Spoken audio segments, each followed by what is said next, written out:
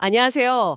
보내주신 여러 자료들, 증권사 리포트, 유튜브, 공시 자료까지 다양하게 있던데요. 오늘은 이걸 바탕으로 HK 이노엔을 한번 깊이 파헤쳐 보겠습니다. 네, HK 이노엔 요즘 관심이 뜨겁죠? 그렇죠. 이 기업의 핵심 성장 동력이 뭔지, 또 앞으로 넘어야 할 과제들은 어떤 게 있을지 중요한 내용들 같이 짚어보겠습니다. 아무래도 HK 이노엔 하면 역시 K캡을 빼놓을 수가 없죠. 이게 핵심입니다. 네, 위식도 역류질환 치료제 맞습니다. PCAB라는 새로운 계열의 약인데요. 기존에 많이 쓰던 PPI 제제보다 뭐랄까 효과가 더 빠르다는 장점 덕분에 국내에서는 이미 시장 1위예요. 아, 벌써 1위군요. 네, 2025년 1분기 매출만 봐도 475억 원. 이게 전체 전문의약품 매출에서 거의 19.2%, 20% 가까이 차지하는 수준이니까요. 와, 대단하네요. 국내 성과도 놀랍지만 사실 많은 분들이 가장 궁금해하는 건 미국 시장 같아요. 그렇죠. 미국이죠. 지난 4월에 임상 3상 성공 소식이 들려오면서 기대감이 확 커졌잖아요. 네, 맞아요. 그때 주가도 상한가 가고 그랬죠. 근데 자료들 보다 보니까 그 경쟁 약물 보케지나인가요? 이 특허 문제가 계속 나오던데 이게 좀 변수가 될 수 있을까요? K캡이 미국에 안착하는데 말이죠. 아, 네. 그거 정말 중요한 포인트입니다. 일단 미국 임상 3상에서 기존 약보다 효과가 더 좋다는 걸 입증한 건 이건 정말 큰 성과예요. 네네. 그래서 2025년 4분기에 FDA에 허가 신청 넣고 2026 하반기쯤에는 출시를 기대하고 있습니다. 순조롭게 진행 중이고요. 그렇군요. 그리고 보케지나가 이미 미국에서 잘 팔리고 있다는 점, 분기당 거의 3천만 달러 가까이 팔리거든요. 이게 어떻게 보면 P캡 시장 자체가 크다는 걸 보여주는 거라 K캡에게도 긍정적인 신호죠. 아, 시장성은 이미 검증이 된 셈이네요. 그렇죠. 하지만 그 보케지나 특허 만료 시점이 언젠지가 문제입니다.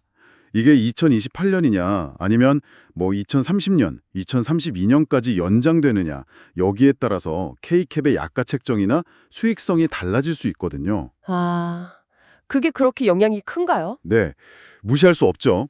물론 최근에 FDA가 독점 기간 10년으로 재확인하긴 했지만 그래도 계속 지켜봐야 할 부분입니다. 물론 미국 외에도 중국이나 인도, 중남미 쪽으로도 계속 수출하고 있고요. 네. K캡이 현재 확실한 캐시카우라면 이제 미래를 위한 준비도 중요할 텐데요. 다른 신약 파이프라인들 중에서 유독 그 비만 치료제 후보 물질 이야기가 많더라고요. GLP-1 계열이라고 하던데 이게 요즘 제일 핫한 분야잖아요. 맞습니다. 딱 짚으셨네요. 중국 사이윈드라는 회사에서 들여온 건데요. 이름은 에크노글루타이드. 이게 GLP-1 수용체 작용제 계열이죠. 네. 이게 중국에서 임상 3상을 했는데 결과가 상당히 좋았어요. 평균 15%, 많게는 15.4%까지 체중 감량 효과가 나타났거든요. 15%요? 와, 그거 엄청난 거 아닌가요? 그렇죠. 그래서 기존에 잘 나가던 위고비나 마운자로랑 비교될 만하다 이런 평가가 나왔고 유명 학술지 란셋에도 실렸어요. 오, 란셋에요? 대단하네요. 네, 그래서 지금 국내에서 3상을 진행 중이고 2028년 완료를 목표로 하고 있습니다. 기대가 크네요. 신중해야 한다는 의견도 있긴 합니다. 아, 그런 시각도 있군요. 네, 만성변비 치료제나 자가면역 질환 치료제도 개발 중이긴 한데 현재로서는 이 비만 치료제가 포스트 K캡으로 가장 유력해 보이죠. 네, 비만 치료제 기대감이 정말 크군요.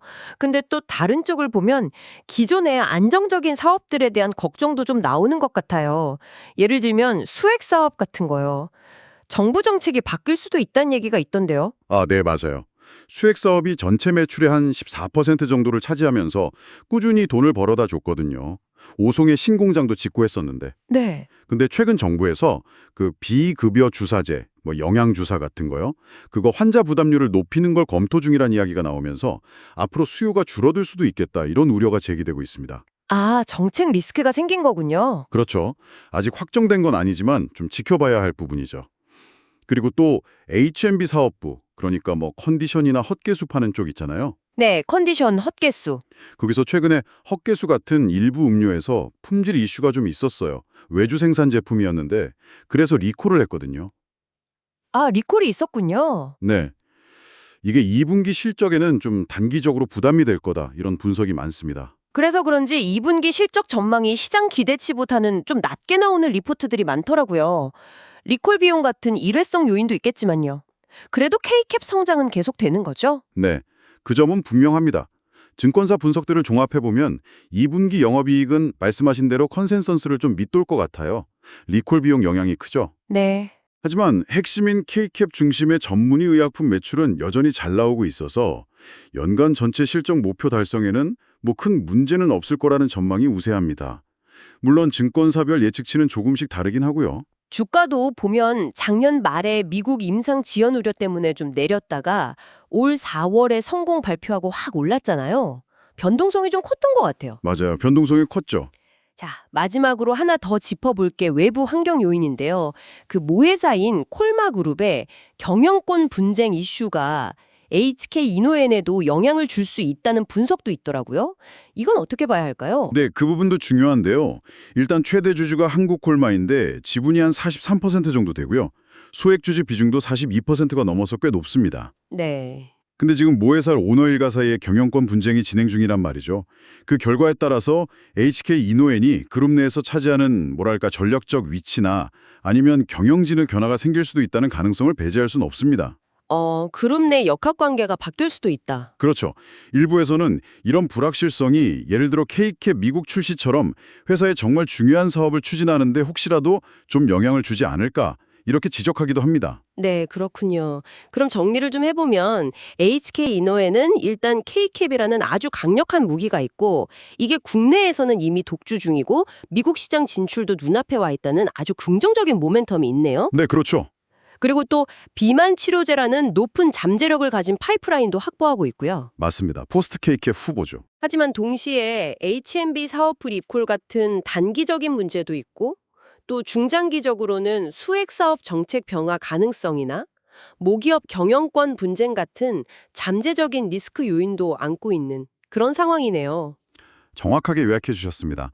정말 K캡의 미국 성공 그리고 비만 신약 개발이라는 큰 기회가 눈앞에 와 있는데 과연 HK 이노엔이 이런 외부 환경 변화들을 잘 관리하면서 성장의 기회를 온전히 살려나갈 수 있을지 이게 앞으로 지켜볼 핵심 포인트가 될 것 같습니다.